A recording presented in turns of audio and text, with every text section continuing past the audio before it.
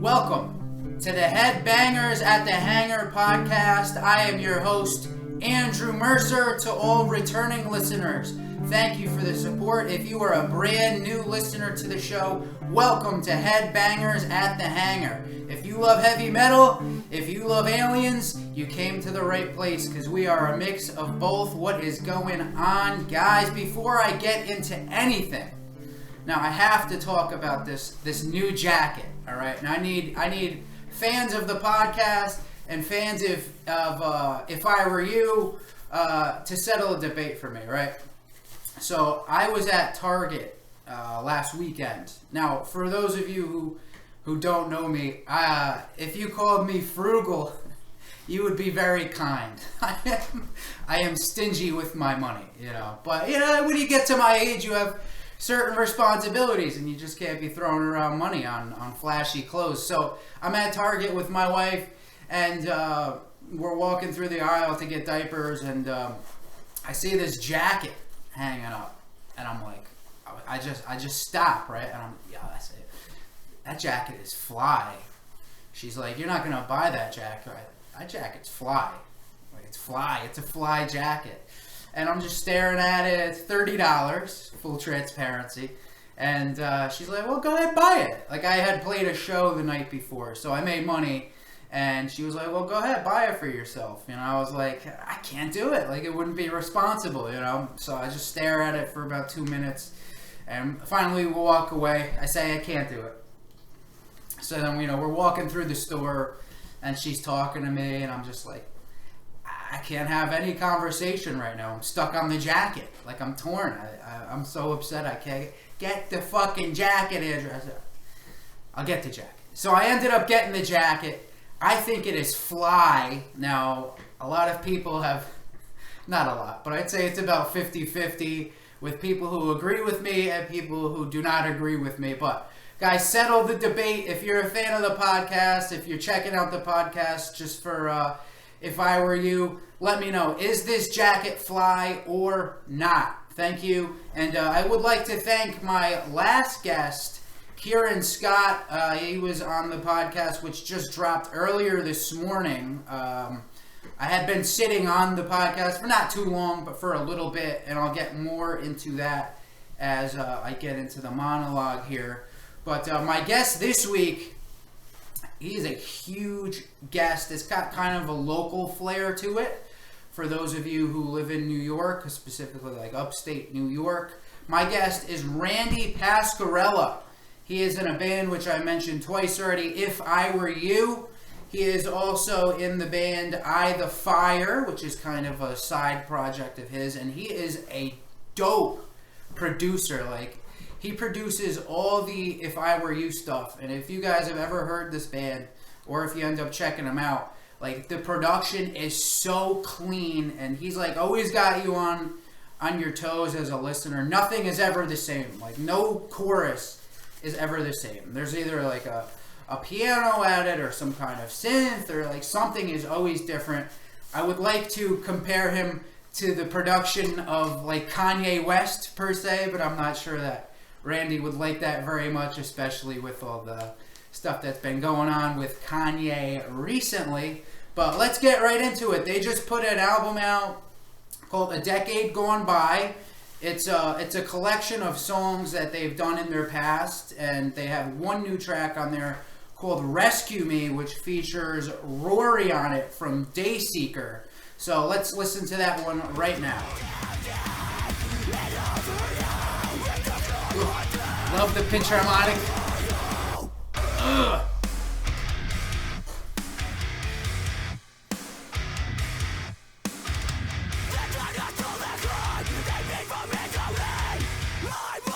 Listen to how clean those guitars sound.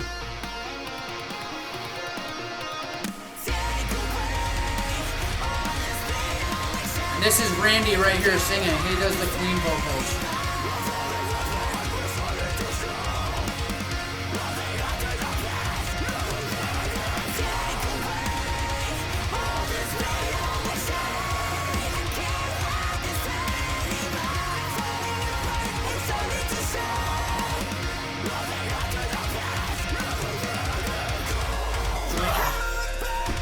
shit right there. This next song I'm gonna play, this is called Hate Me, super heavy. This is off of their album Radiant Dark, which they released in 2020. Alright, here it is.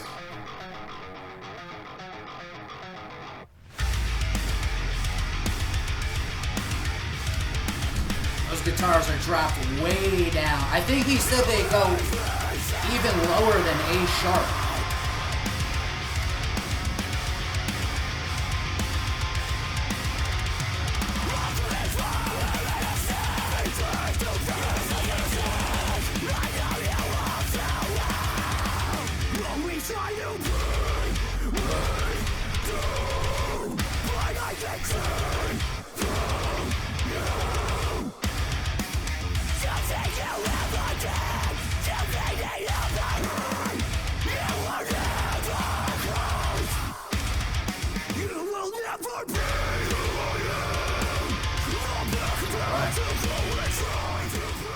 So Randy is one of the primary songwriters in that band.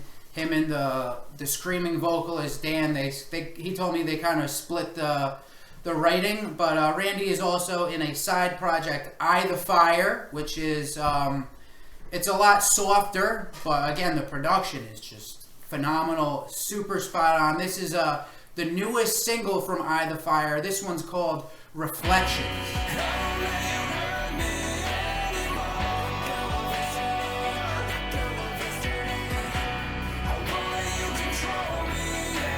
A lot different.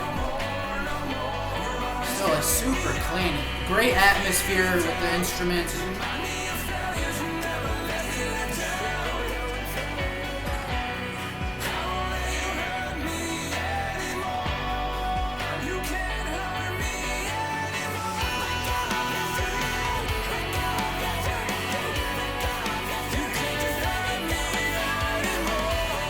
Nice vocal layering back there.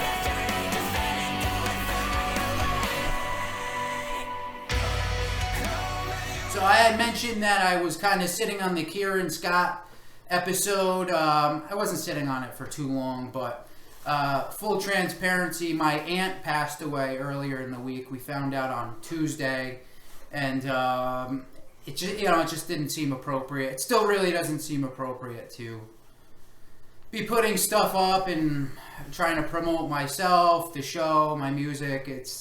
It doesn't feel great, but you know what? Life, it's been a crazy year.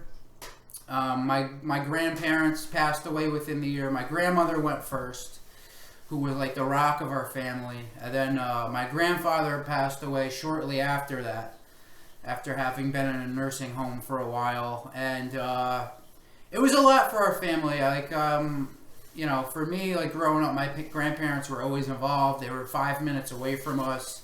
And like I wouldn't be doing any of the music stuff I'm doing without their support, And even when I play shows now, like a couple minutes before, I'll get a little bit sad because I always think like none of this shit would be possible if it wasn't for my grandparents, And now they're not here, and it's tough. And then, my aunt, she was relatively young. She was in her early 50s. So, I mean, at least with my grandparents, they're old, Like my grandmother had Alzheimer's, and, the last couple months for both my grandmother and grandfather, they were torturous. Like, they're not a life worth living, So, if they pass away, that's one thing. But, like, my aunt, it was a complete shock, absolutely a tragedy. For my acoustic sets that I play, I always try to do songs that people know and like, but you don't really hear it from my peers. I learned Black Hole Sun acoustically. I'd never heard anybody play that acoustically live. I did A Long December by Counting Crows, which I never hear anybody play. And for my shows that are coming up, I decided to learn Linkin Park's In the End, which is an absolute classic. People are going to go wild for that. But do it acoustically all by myself. And so, I'm brushing up on the lyrics, and there's the one verse where it's, the clock ticks life away, I'm just thinking about my aunt, like, shit, like, it's you don't even know what to say, man. Like, especially when it's a tragedy. Like, time is something that, we're trying to defeat. I think we're getting a little closer. We probably won't defeat it by the time I'm gone, but eventually, I don't know. I don't know though, but you know what? The way I look at it, it's like you just try to live up to the standards of people who are better than you that have passed. Like I never can be, but I always will try to strive to be like my grandparents, be charitable like my aunt. Like, you do the best you can, and you have to try not to fall in to the thought process of, well, I can't be like them, I can't do it, so I'm not even going to try. You always got to try, and more importantly, you have to pursue your passions. You have to really color your life. Like, you have to, and I talked about this with Randy a little bit too. It's like, you have responsibilities, of course, and you have to do things to make things work for your family, but when you have the time, the way I would say life, it's kind of like a sketch, like your career and the way you make a living and the way you provide, like, that's the drawing. That's the pencil of if you're like drawing a body. Where everything comes to life is when you add the color. The color for me is music. The color for me is running. It's being a good dad, being a good husband, bringing quality to my life, things I enjoy. So, and I think that's a good segue right there. That's enough out of me, but I know Randy agrees. That guy has dedicated his whole life to music.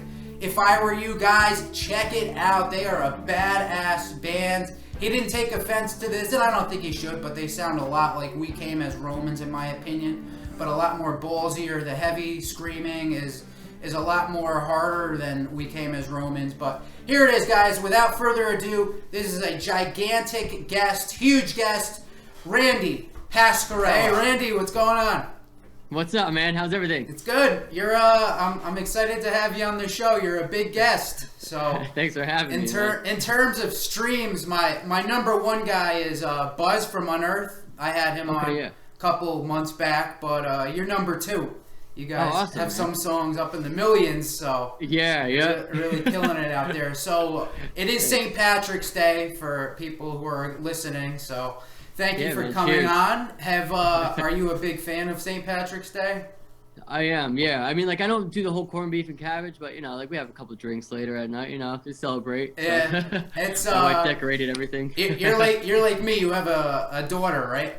Yeah, I do. Yep, she's 3 now. She'll be 4 in July. Oh, okay. I have one that she's close to 2. So like people are like, yeah, dude, let's get fucked up for. I'm like, bro, I don't need an excuse to get fucked up either. Like, you got that right. Yeah, but and I love her. She's wild though. She's a wild kid, That's and the time change too. It's like, oh my everything. god, oh my god. The whole week. You understand? Some people don't understand. It's just nuts. People don't know, man. Like they don't know. But anyway, all right, let's get into it. So I'm kind of new to the If I Were You game. Like I reached out to you for the interview because we had some mutual people, and I was like, I never even heard of these guys. So then I did some digging. I looked at your guys' numbers. I was like, holy shit. So as kind of like an outsider, my comparison of you guys would be, you guys are like We Came as Romans, but way fucking heavier. That's my opinion. What do you think of that assessment? Yeah, no, I mean, that was definitely, back in 2010, that was like shit we always listened to between them, Mice and Men, and, like Devil Wears Prada, like that was like the 2010 era of like stuff we got into. And, I would say like my number one band that, like that I take influence from, I would say like Icy Stars and, even stuff from like Periphery, kind of, like that kind of progressive kind of stuff with the newer, heavier drop stuff. And then, think of like other bands that I would say like that we listen to.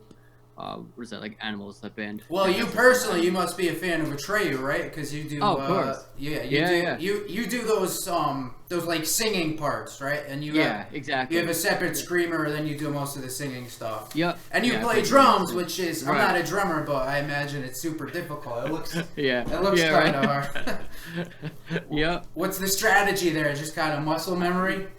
Literally, yeah. So like I always focus on like the vocal part when I'm like performing, and like like the drums are all muscle memory. Like I'll record it and like I'll write all the drum MIDI. I'll write it like actually like on my computer, and then like I don't know, it just helps me like become a better drummer that way instead of doing the same fills over and over again. So like I'll write it, I'll go to practice. I'm like, shit, I can't even like do this live. So like I have to practice them totally separately, and then kind of brings them together with each section. But yeah, I've been doing it for I don't know, maybe 15 years now. I've been doing drumming and singing and. Well, you've been in. You guys have been together for 10 years. If I were you, has there been any turnover, or has the lineup been pretty much the same? It's been pretty much the same. I mean, maybe like when we first started, we might have had like a different bassist, but then my brother-in-law was in it for a while, and just like we're not playing as much as we used to. It's like here and there we'll play a show, but like I'm always writing. Like I'm here in the studio 6 days a week, so I'm always writing stuff. You're the primary songwriter? Me and Dan, we write back and forth. I've been in a band with Dan since 2004, so like our chemistry is like crazy together. So like we've had other guitar players and it just like didn't work out. So like I do a lot of production stuff and we bounce ideas back and forth, and Kyle does like a lot of the vocals, and we'll even go back and forth with like lyrics too. So it's not like he's just doing the lyric, So we all work together, and that's how we've been doing it for the past 10 years. So we'll get to your production stuff separately in a little bit. But cool. Do you do the production for your band too? I do, yeah. I've been since the beginning? Since 2011, yep. Since the very first album, you were doing all that. Yeah, yep. And that's impressive, man. Like, we're about the same age, and even like the early, like you got your first like 2 albums that you guys have, like you can tell, like with the production, you like everything's different. Like nothing's ever the same, Like if you're doing a chorus, like every chorus is different. Like there's either there's some keyboard added or some synthesizer. Like you guys are always keeping people on their feet. So nice. That's man. Cool that you recognize that. Yeah, dude, it's very, very impressive. Yeah. So thanks. You guys just put out a decade gone by. I guess not just at this point. It was last year. But how did you make the decision to pick like which songs go on that album? Is it like kind of a greatest hits in your guys' opinion? I would say so. We kind of took like a poll and see like, kind of like where everybody's heads were at, and like and then we kind of took our favorites. But like the classic one, like our very first song we wrote was At Day's End, and like that's got to be on it. That was like the first song we wrote. Like we started like writing it before If I Were You. It was like we weren't really like a band yet, and it was just kind of jamming out to a new song, and then it became If I Were You. I'm like, we got to redo that. I kind of like sang parts over and just like reevaluate each part and like how can I make this better, and just re-sung everything.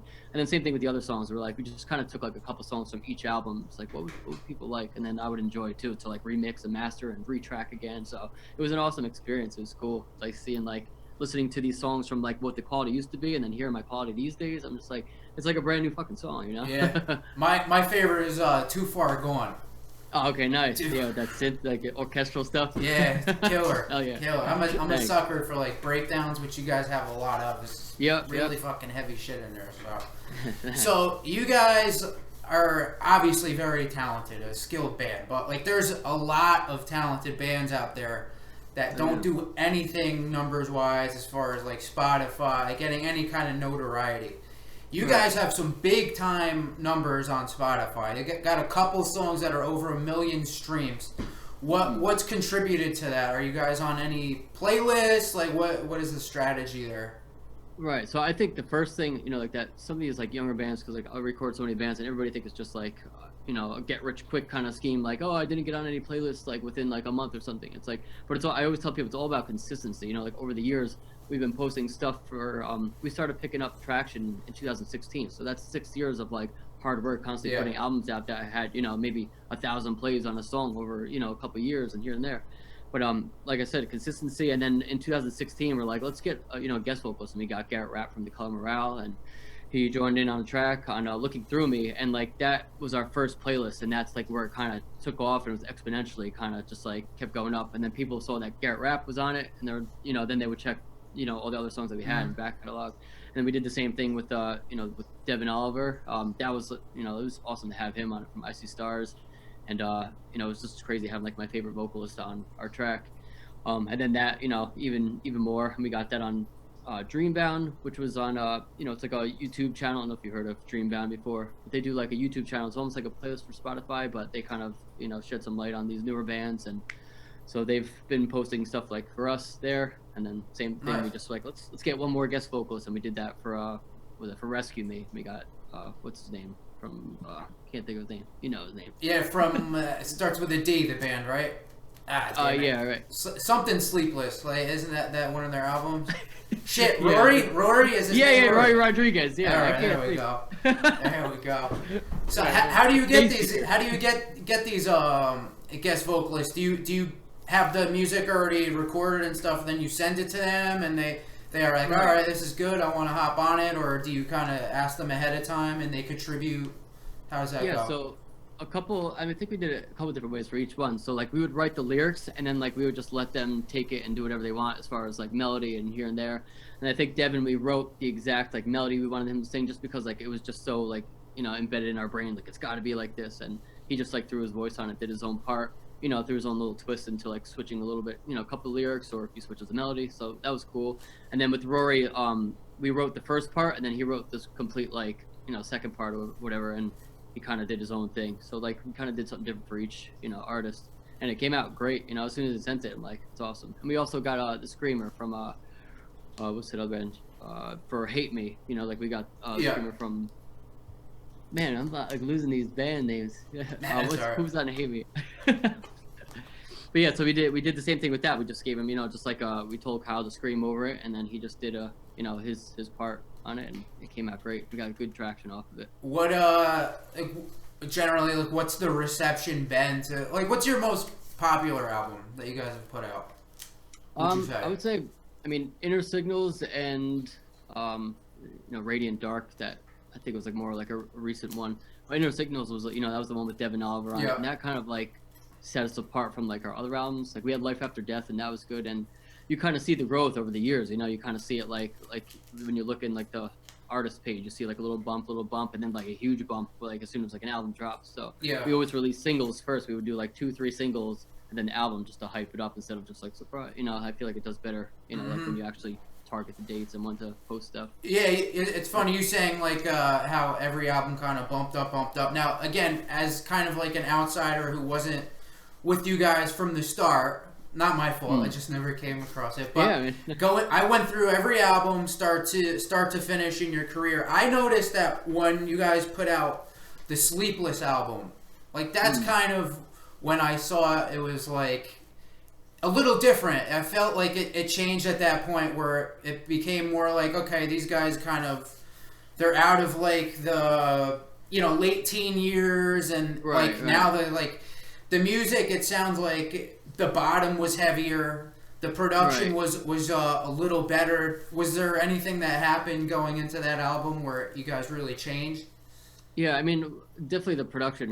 We tried different like tunings too, and like we just tried. Like we were like kind of like sick of kind of writing the same songs over and over. Like especially like these days, we're always like trying something new. But that's like every album we wanted to like be better and better instead of just like stick to our roots. But I don't know. I feel like the Sleepless definitely was like a classic If I Were You album, along with like End of an Era before that. But and then going forward with that was Life After Death. That's when we really started like experimenting with 7-string guitars and going drop F sharp and stuff like that. And that's where like I feel like it's kind of gravitating to our sounds these days and what shaped us to what we are today. Yeah.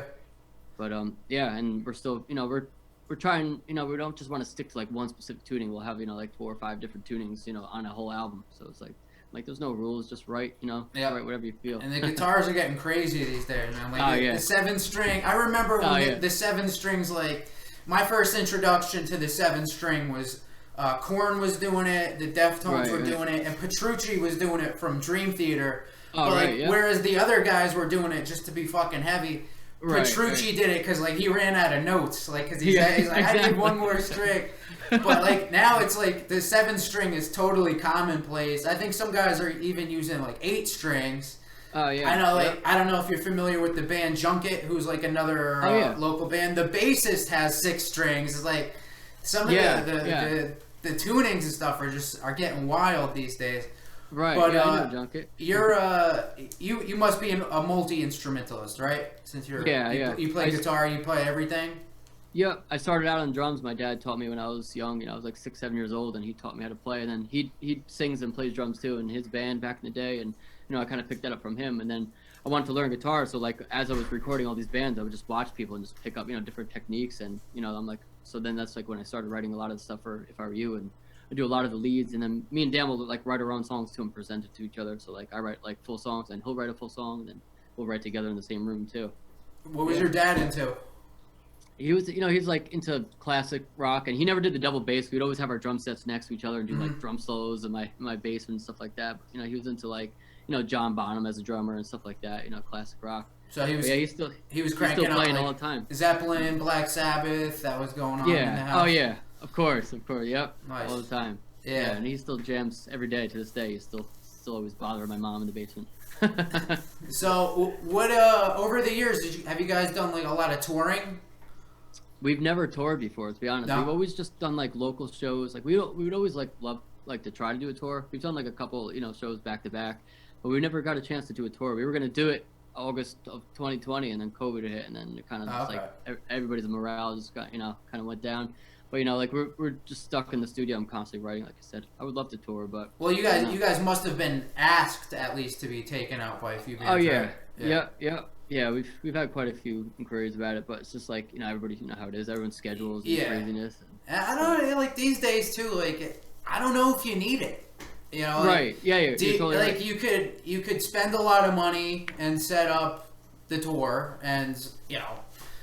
And like in your case, you have a wife and a kid. Like, okay, like I'm gonna. Right. This is not gonna be easy. Or you guys can just write a lot with the way TikTok is going, and like different ways that you can promote yourself. Like, you got a better chance of more eyeballs looking at finding you guys on Instagram than you do if you went to some like rock club in Detroit. You know, like it's a weird world, man. It's like it's constantly changing.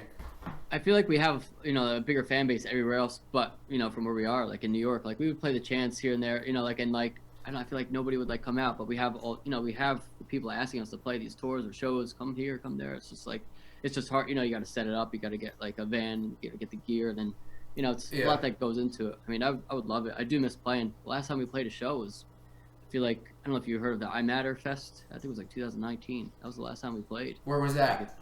It was in Horseheads, New York, and it was a huge festival. You know, I think Icy Stars played, and you know, a bunch of, you know, we got 20 minutes to play, so it was just like kind of like show everything you got within 20 minutes. But it was great. After we got off stage, our merch table was just like, you know, it was just down the whole entire, like, you know, where the place was, and my sister tapped me on the shoulder, like, Randy, your merch table, you gotta go over there. So we're signing the shirts. Everyone's like, I flew from Florida to see you. I flew from here to see you. So it was crazy to see like people actually come to travel to see our 20-minute set. I'm like, wow, it's crazy. How does that feel? How does that feel? Oh my god, it's crazy because everyone's just like, oh my, like even people I record like that are fans of If I Were You, they're like, oh my god, you're a legend. I'm like, I'm just like a dude that like writes music and pets his cat when I'm at home.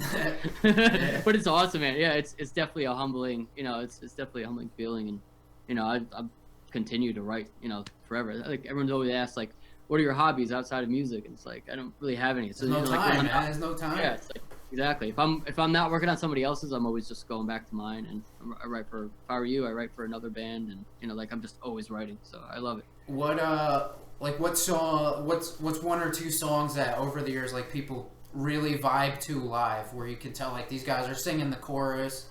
Right. Yeah, we've had quite a few. I would say, I mean, classic one is was not the Sleepless. It was off the Sleepless album. System Failure was a go. We always closed with System Failure, and that was, you know, that ending, that da-da, you know, everyone's jumping up and down, and it's a cool feeling. You see everybody going nuts in the pit, and that was always like our closer one.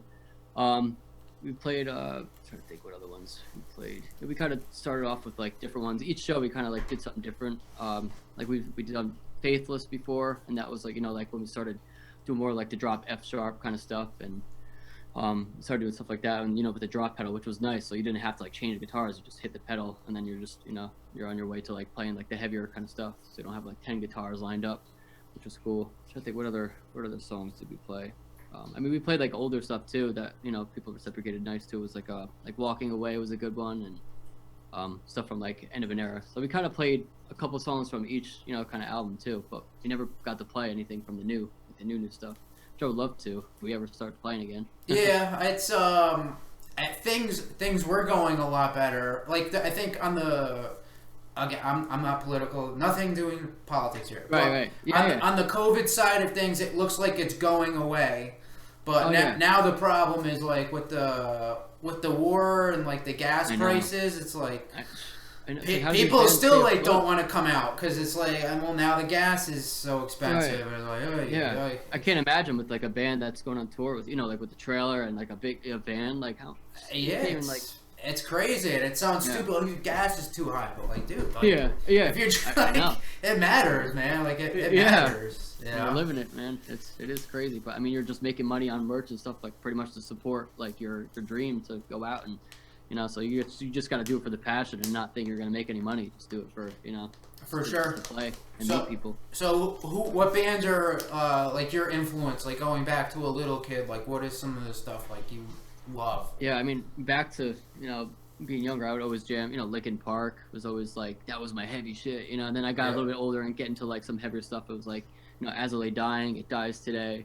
That was like in my younger teens where I would jam, like you said before. Atreyu was always my shit. And, that Flip Flops and Black. That's what it was when we were in high school. It was all metalcore, dude. All metalcore. All right, so I asked people this. All right. Yeah. So Mount Rushmore, it's 4 heads. All right. We don't have to pick people, but who are the 4 metalcore bands that you would put on your Mount Rushmore?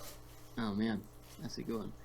I'd have to say Architects, Icy Stars, Periphery, and let's get that last one. Let's see. You got to go into the old Spotify. Yeah. Like, what have we been listening to? I mean, Memphis Mayfire is a good one, but I'm trying to see if there's any other ones. I don't know if you heard. I mean, this is not like on my top. I don't know if you heard the new Bad Omens album. No, I haven't. Yeah, it's definitely different, but I don't know. Just like I love how like they add like different like pop elements into it, stuff like that. But those are like only 2 that are like catch me. I mean, I would say like going classic. What I would say like what I still listen to, but the older stuff is the Amity Affliction, and that was always my shit too. And that kind of took a big influence in our writing that you would hear in The Sleepless too, like Finding Home and stuff like that, all the string elements. And so I would say those 4. It was like Architects. What did I say for the other ones? Icy Stars, Periphery, and Amity Affliction. What are all you guys have the same kind of musical interests, or is it like any one dude in the band who's like, I like country, or like anything crazy, or you're all on the same page? Yeah, we're all kind of like on the same page. I know Kyle, like he's not really into like the heavy stuff. He's into like heavy stuff, but he's like into like I don't know, just a bunch of different stuff that like, and he'll be like, check this band out. I'm like, oh, that's cool, never heard of them before. But like we all like when we write together, like we're always on the same page, so like that definitely helps. It's like I'll just present a song and they'll be like, yeah, cool, let's do it. So when you guys write, you like all sit in a room together, or is it kind of like you do something and then okay, I have this idea, then you bring it to the table the next day? How does that work? Yeah, I think it's more like that. We used to sit in the room together, and then it's just like it's hard because like then you kind of feel like pressured from each other. Like it's just like, oh, I can't get this ripped down. And it's like everyone's staring at your finger. So like what we've been doing is just like I'll like come up with an idea. I'll send it to Dan, and then like he'll come here and we'll kind of like build up on it, and then like we kind of write the rest together. So we just like start it because I feel like starting a song together is always like the hardest because then like you're thinking about lyrics at the same time, and it's just like too much to think about. So we were just like, kind of come up with an idea. And with people looking at you and stuff too. Right. Yeah. So how did you get into production? So production, I've been in bands like since, like I said, with Dan for years, and we would always go record our demos in my parents' basement, and it would always come out like shitty quality, but it was always cool just to hear it, show our friends and family and stuff like that. But it got to a point where like we gotta go, like let's go to some guy to actually like record our stuff, and it came out amazing. And like the feeling that we got was just like it brought like tears to our eyes. It's like it sounds like insane. So like I'm like, damn, I kind of want to do this. Like I loved being in the studio. Like that was the first time we were actually like a real studio and someone tracking us, and just like in a professional like awesome like an environment. And I'm like, this is what I want to do, like for a living. Like I was going to school, and then they say like, what do you want to do for a profession, this and that, and then like that was like when I chose like that's what I wanted to do, go to college for this and that, which I didn't get approved for, accepted into college with stupid SAT scores, but I got to go to a trade school for production, which was great. So I got my degree in 9 months and graduated, and I started my business at 18 years old and debt free, so it all worked out. Yeah, that's good that you had a vision. It's like exactly. Yeah, it's music's hard because like you tell even my parents are like, my mom's a music teacher, you know. Like, Oh, it sounds like you have, like, musical parents as well, but it's hard to say, like, well, what do you want to do? Like, oh, I want to be a musician. Obviously, people are like, oh, well, how are you going to make any money, you know? It's like, Right, yeah, exactly. Everyone's just like, here we go. It's just a dream, you know. So, but, you know, I stuck with it since, you know, I mean, I've played, you know, in bands and stuff like that since I was probably 12 years old. And then I stuck with it. And then over time, you know, it just got more, I started doing it more and more. And you know, like the more time you put into it, you get better and better. And I was able to quit my, I was working at like ShopRite as a cashier, and I was just like, you know what, today's the day. I woke up, I'm like, I'm putting my 2 weeks in today, because if I didn't do that, I would have never, you know, I would have never got out of it. So I did that, and I, you know, started the business at 18 years old, and like it just, everything's been word of mouth since, and I've been doing it full time for almost 10 years now. So yeah, it's been great. So do people, obviously people are reaching out to you, like how many requests do you get in like a month? Like how many people reach out and ask you to do work for them? It's a good amount. I mean, like I'm probably working, like right now I have like 40 or 50 songs I'm working on all at the same time. Damn. So it's like, yeah, so like, you know, like I'll be doing like full, like down, like I've had people travel to do like, you know, 2 weeks. They'll get a hotel down the road, and we're just doing 2 weeks straight, and that's 12 songs there. And I started shooting some music videos in my new studio, because I got, you know, I got a new place, and it's got like high ceilings, so we were able to put, you know, I'm just like buying new equipment, doing that. So like I'm not just strictly doing music, you know, so it's cool. I'm trying to like learn different things, because like I feel like the music I got down, but like I'm like, how could I like, and it's not even just like about me, it's like always about the like the music community, like how could I help people get to the next step with like audio visual and kind of put them together. And I feel like that's like kind of what sets me apart than other people around the area would just hit and record and be like, all right, you're on your way, you know, and they hit record and they're doing whatever the hell they want to do, you know. So, you know, like that's one thing I always say, like I'm a producer as well as an engineer too. Yeah. Yeah, so it's been very busy here. I'm super thankful. So on the audio visual side, you said you got some tricks. Like you don't have to give us the whole playbook, but like what are some things that you feel like you do that are a little like a step above some of the other guys? Yeah, so I mean, like what I have been doing, like some people have been coming in, like if they want to do like playthroughs of their songs, so like I'll export like an instrumental version of it, and then we'll do like kind of like a music video, where like a playthrough of them like playing the song, and I'll kind of make it look cool, like if it was like a real music video, so they could, you know, it's pretty much a whole package deal. You come record the track, you get the instrumental version, you get, you know, backtracks for live, you can get the, you know, like the music video and stuff. So it's pretty much like a one-stop shop. And then we got my sister, she does all the artwork, like, you know, she works with a lot of bands that I've done. She does If I Were You artwork and album covers and lyric booklets. So we kind of got like a family business thing going back and forth like that too. Nice, so, man. Yeah, hell yeah. I gotta say, I'm a little jealous.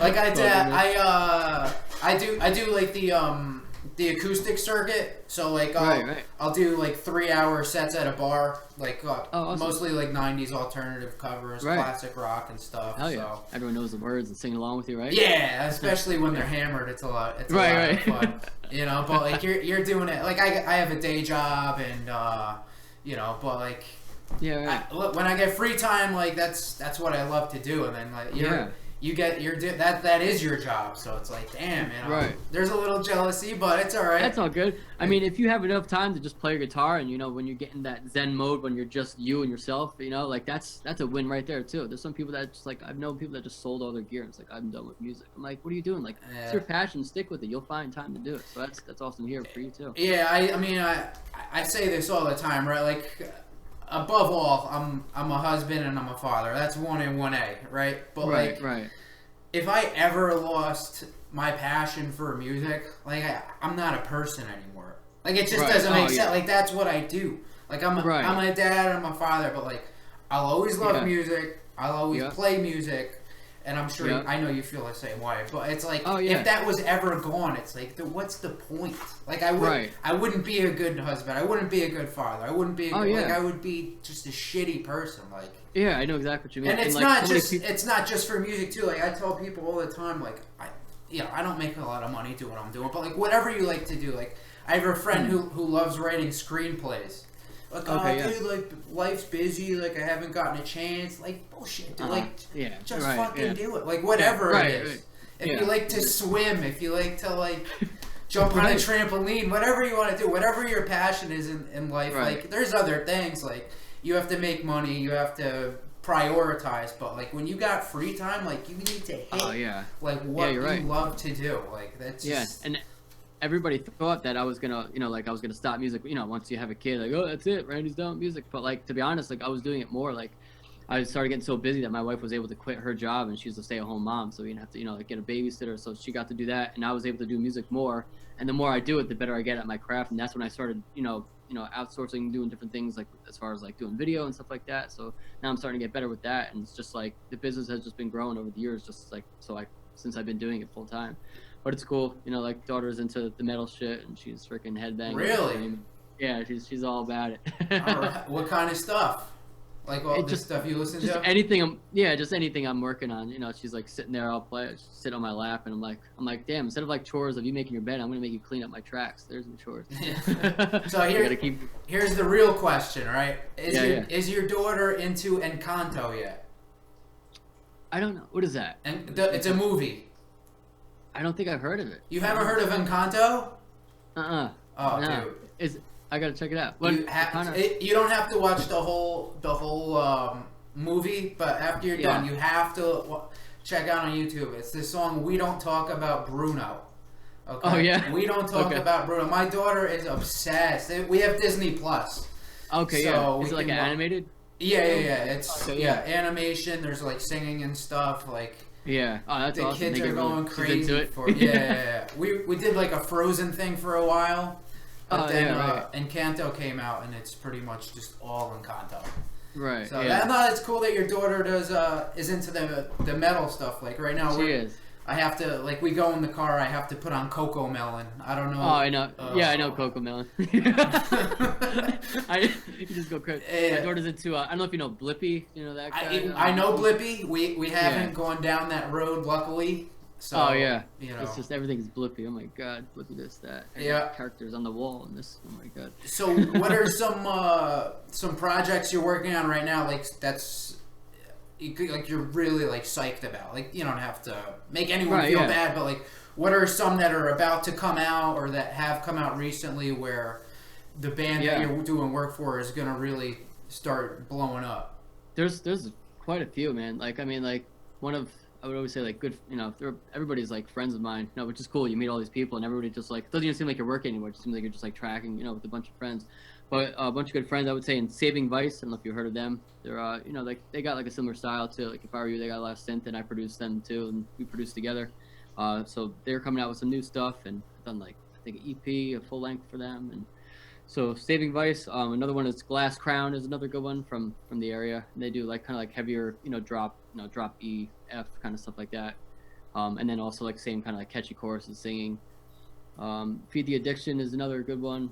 It's just like all these bands that just we got so close over the years. Mm-hmm. And then also I have another band called Eye the Fire, and everyone's just saying it's like pretty much If I Were You because I'm writing it, but it's a different style. We do a lot more singing, but it's still like the heavy kind of music, and you could hear my writing style. So, and that's Eye the Fire. We're called Eye the Fire. Yeah. All right. Cool. I'll definitely check it out.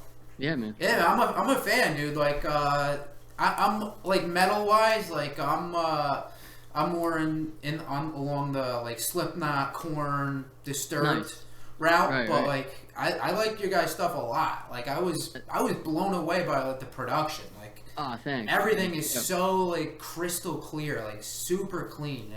Thanks. When did you find out about us again?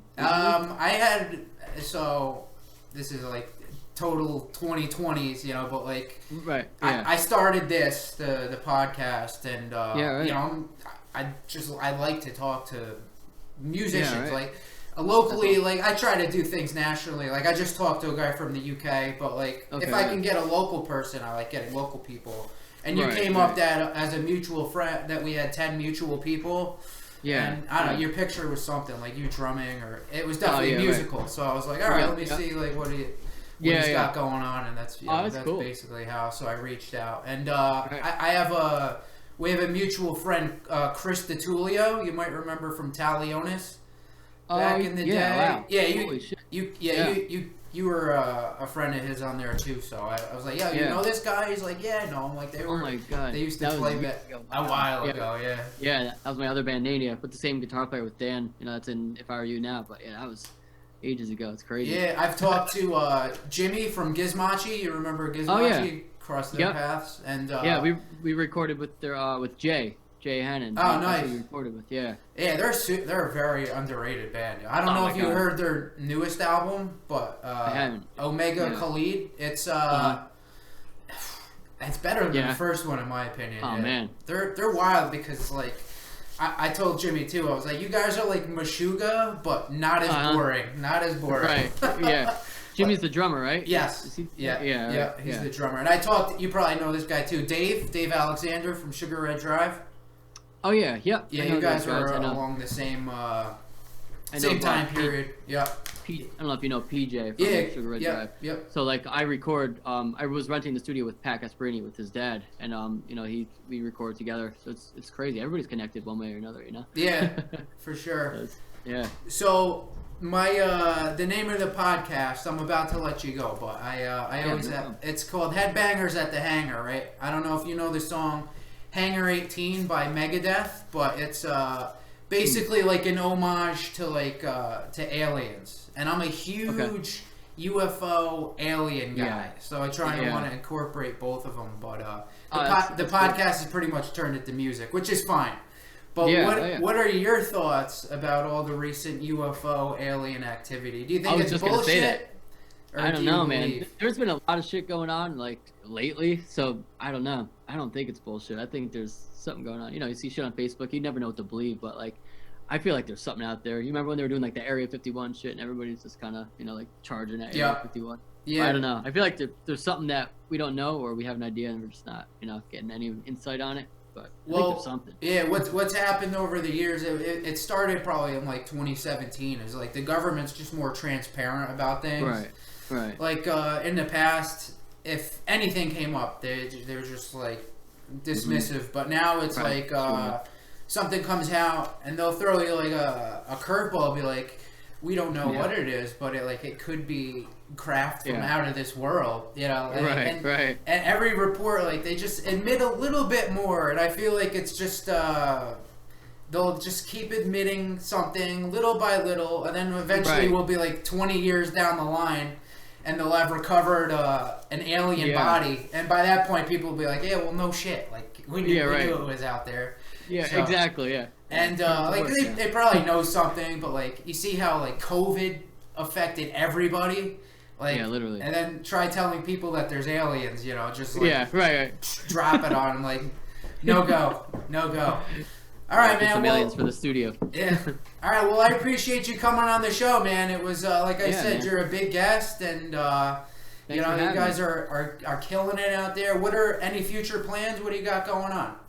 We're working on another, I would say, like EP. Like we kept doing albums, and you know, like it takes 2-3 years to do this. So I think we're gonna do like an EP just so we can get some new stuff out. But you know, Kyle's actually coming today, so like we're hard at work every single week. So look out for that, and then look out for my other band, Eye the Fire, we're called. And you know, if you want to check out, you know, Carissa Pasquarella graphics, and she does, you know, like artwork and stuff like that too. So for all your like artwork needs, if you're in a band and you need some, you know, like single artwork or stuff like that.